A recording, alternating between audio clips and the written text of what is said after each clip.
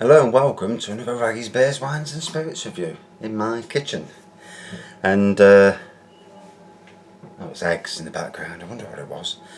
So today I'm going to be reviewing Heverlee, a new Belgian lager that's appeared in the last 6 months or so.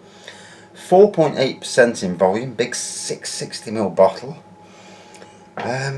Oh bugger, we're going to find the tin opener.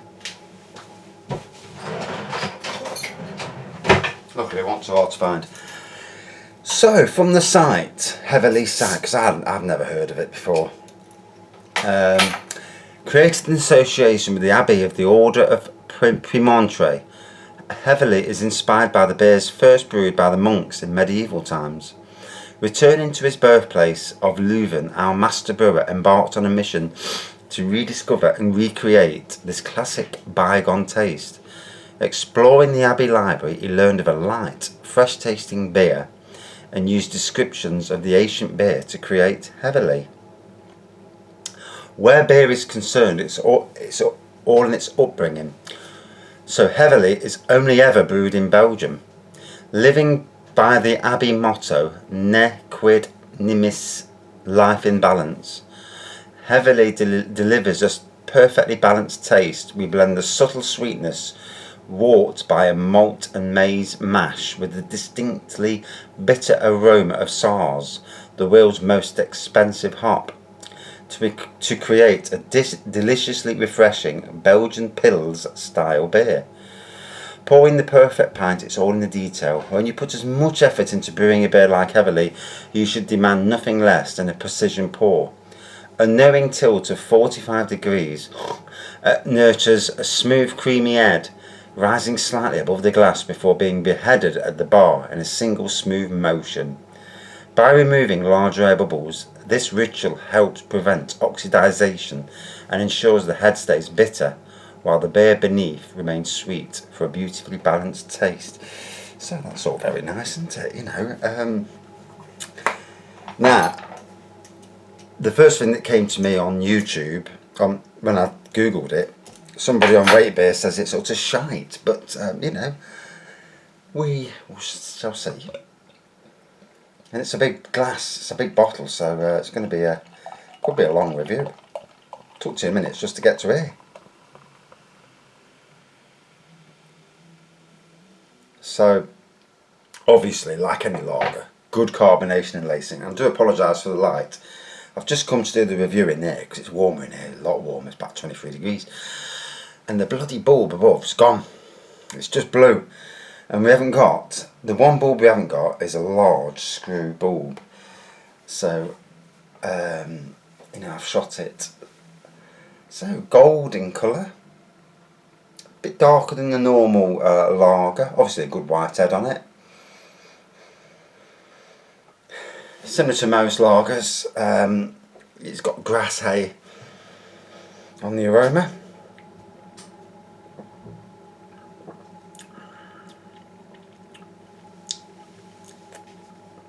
On the taste, very similar to the majority of lagers out there, to be fair.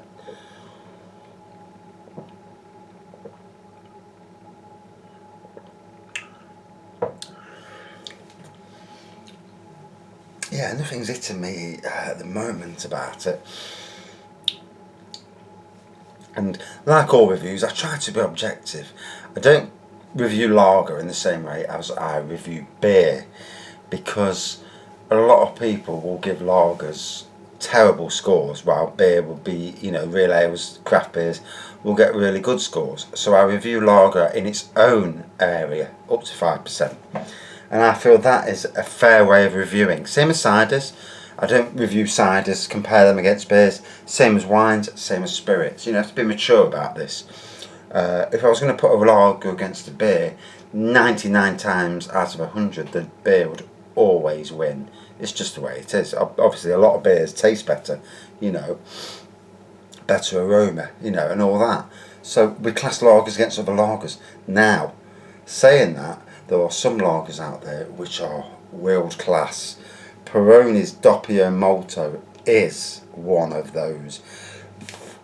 and I will do a re-review before Christmas. I'm going to go to Morrison's because that's where I got it from, and just go over some of the better beers and lagers, and maybe ciders as well, just before Christmas, just to let you know what's out there, what quality's out there. I've now brought up my selection of stouts and that to the house for reviews, get them in the warmth of the kitchen to do a proper warm review of them, not in a cold shed, because it's you know, lagers and ciders and the, you know, golden beers and that, they're all better off down there where it's cooler. These ones deserve to be warmer, room temperature.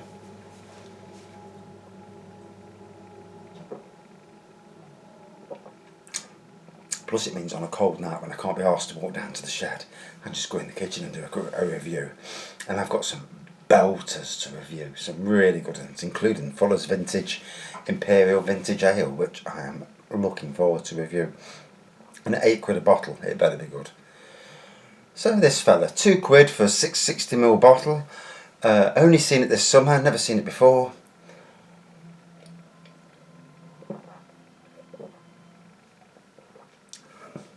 It's funny because to me it seems like the British supermarkets, they stock certain lagers, and then all of a sudden that certain lagers disappear. Harp used to be massive over here, and now you only see Harp now. Well, I've only seen it in Northern Ireland, and it's amazing how certain beers and certain lagers fall out of favour in this country. And it's not because the people drinking it fell out of favour with them, it's because of the suppliers. So if a certain beer has disappeared, it's most likely that the suppliers thought, well, we're not interested in that anymore. And those suppliers supply the supermarkets. So you see where I'm going. My wife used to be mad on Mudshake, vodka Mudshake. It used to come in 750ml bottles for about £3 a bottle. And I tell you what, it was only 4%, so it was, you know, and she used to drink that by the bottle. And at 4%, it didn't really knock you. Then it disappeared. Then it came back about 6 years ago now, and I actually ordered it online, £80, and got two crates for of 24 bottles, and yeah, she soon waffed them down. Oh, and now you can't get it anywhere, and yet it is a fantastic alcohol. And it's just the fact that no one in this country, none of the suppliers, want to bring it over from Australia. Why they can't make it in this country beggars belief, but surely anything that can be made here is cheaper to produce in the long run. You know, I mean, they might, for instance, wines. A lot of wines, yes, they come from Australia and America, but they're actually made in the UK, because you can't to send over all them bottles from there, the risk of bottles getting smashed and that, all the way to here. It's easy to send over the syrup and actually make the wine here. You know, don't be surprised that it's not done here. Anyway, back to this fella.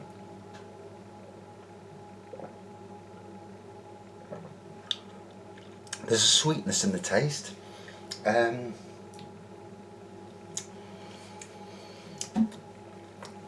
I mean, let's be fair, it's not matching up to its Belgian style beers, you know. But Stella's also a Belgian lager, isn't it? So, you know, it does make me wonder if, you know, the makers of Stella make this as well. I do wonder.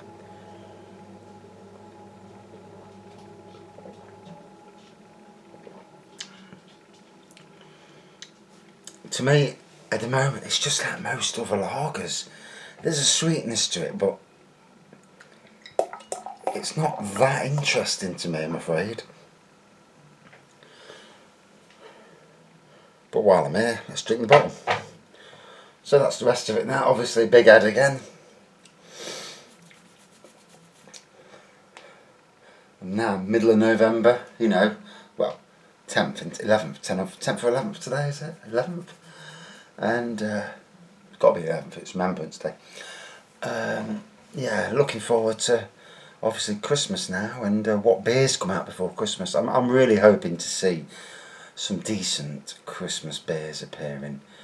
I'm off to Sadler's Brewery next year. Next year. Hopefully next Saturday, Sadler's Brewery on a brewery tour, which was actually sent to me for free, so that's fantastic for me. You get 2 free pints, so it's 20 quid. You get a brewery tour, which is, if you're interested in beer, and I am, I won't do reviews. If I wasn't interested, I won't be doing reviews, talking crap about beers. Not crap. Well, not most of the time. But yeah, to do a beer review, to see how it's made, it's really interesting. For somebody like me, I'd love to go into that big industry. I know it's hard for some of the breweries. Maybe some go too big too soon. Sometimes you're better off having fewer people and enjoying life. Life is to be enjoyed, not to make as much money as you can and then to be unhappy. I know friends that have changed, and they were happy. They had a happy life, happy families, and they changed. And now I don't see these friends anymore, because basically we're not friends anymore. But they've changed in the way that they're on the drink all the time. They're probably doing drugs, that I've heard. And but the quality of life, the families, the family element's not there anymore, and it's sad to see. It's so sometimes money's not everything, but if you do get money and you're right with it, and you spend it right, and you do the right things, then life can still be great. You can be rich, but you can be a good person as well. Sadly, not a lot of that exists. There's not a lot of great rich people who are really great people as well. Or they certainly don't act like it anyway. Right.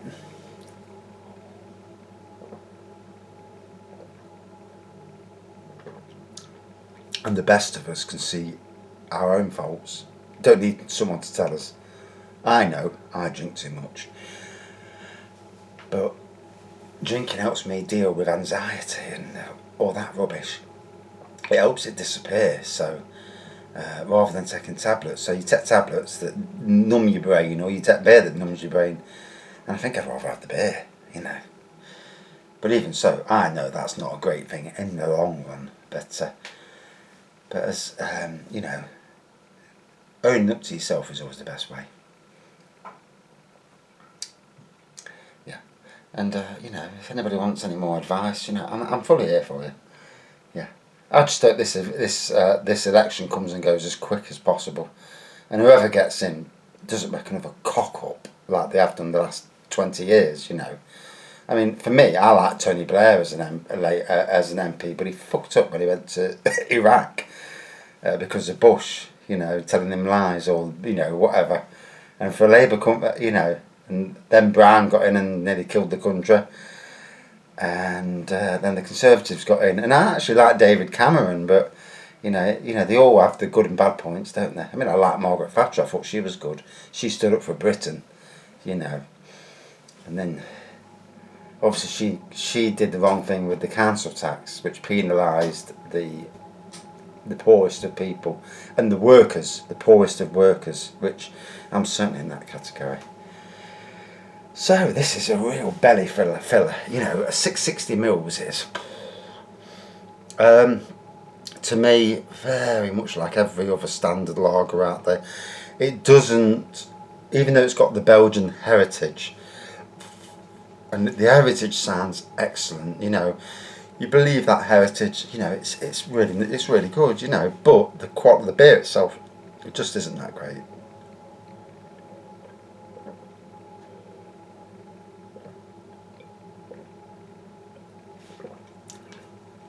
It's okay.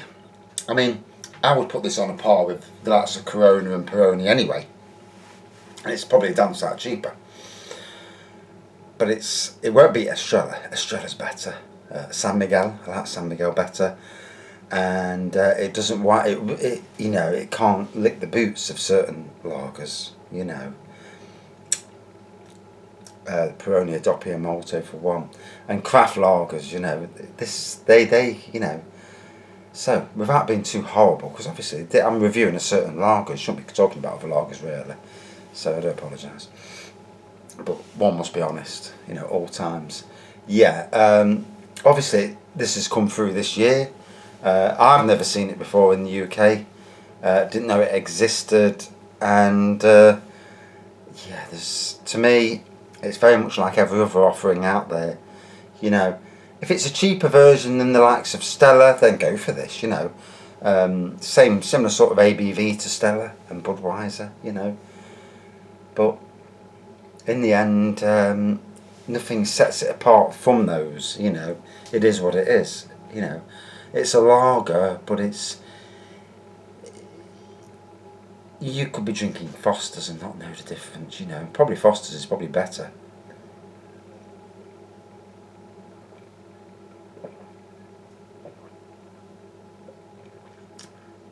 So